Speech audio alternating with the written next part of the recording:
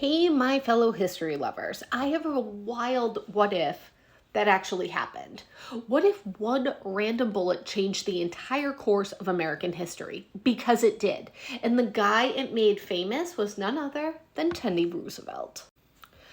By the late 1800s, Teddy was wildly popular. He was a war hero, a populist, a guy who stood up for the workers and wanted to rein in big business.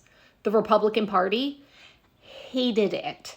They didn't want him anywhere near the presidency.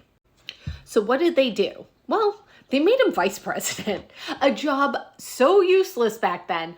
When President McKinley got shot, they literally had to send a guy on horseback into the woods to find Teddy, not to inform him, to search for him. That is how irrelevant the VP position was.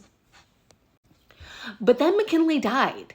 And boom, Teddy's president at just 42, the youngest in U.S. history. And what does he do?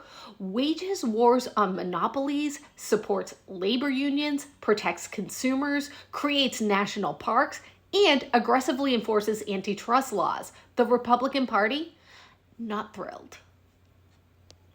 He backs Taft as his successor, but Taft's a pushover. So in 1912, Teddy runs again, and this time as a third-party candidate. It's the famous Bull Moose Party. He's shot during a speech, still finishes it.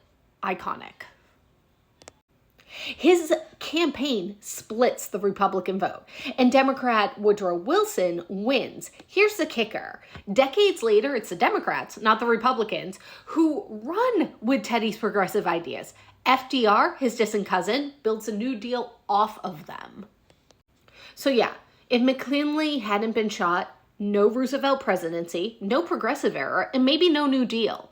One moment changed everything, and that is what's wild. And this has been your History in a Minute.